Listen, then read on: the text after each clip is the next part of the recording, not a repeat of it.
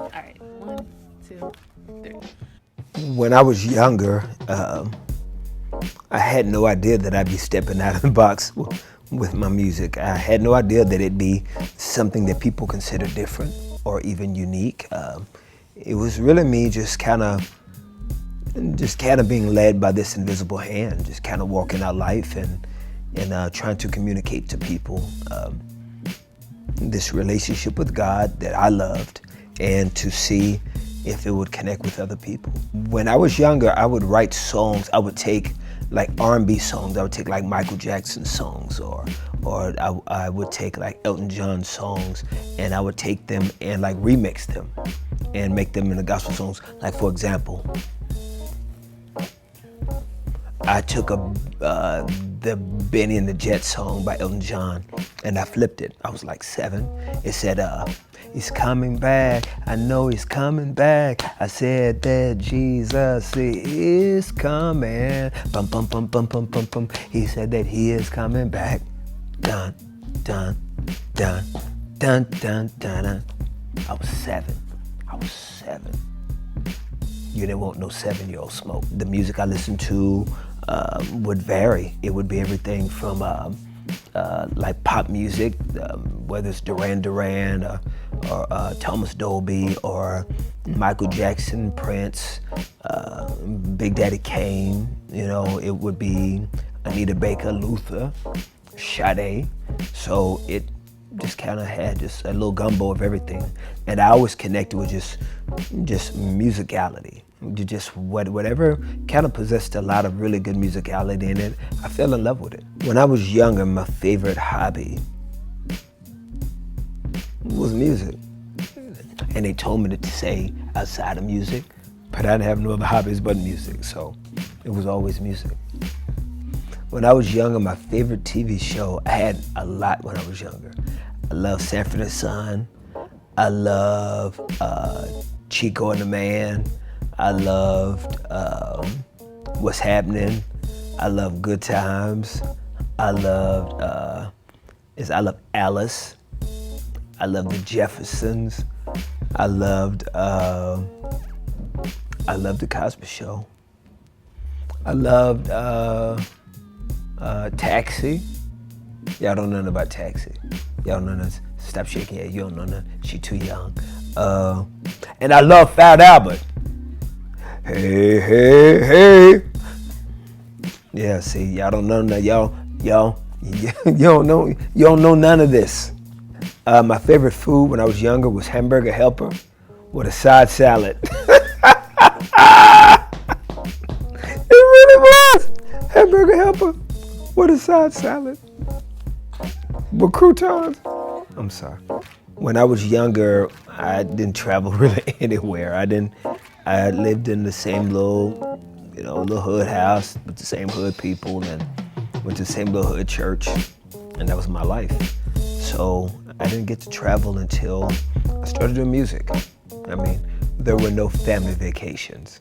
When I was younger, what my favorite part about church was when the preacher would get up and preach, all the little kids would go down in the basement while the service was going on. We would go in the basement and be nasty. That was my favorite part of church when I was a little kid. Go down to the church basement and be nasty.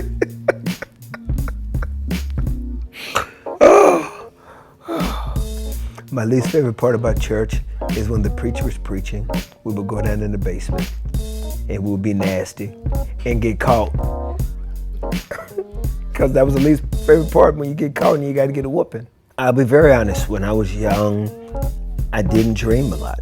I didn't have a lot of dreams. Dreaming, I always say that dreaming was a luxury that I couldn't afford. I mean, I think it was really about just trying to get through the day, just trying to make it day by day. Not really, I didn't even come up in a community that it was encouraged to dream. Like, you never had a teacher telling you when you're in 4th or 5th grade that you can dream. I mean, and then being adopted by a lady so older in her age, it wasn't that type of culture at that time to really try to talk about dreaming and future. So didn't really have that skill set as a kid. I wish I would have, but I'm here only by God's grace.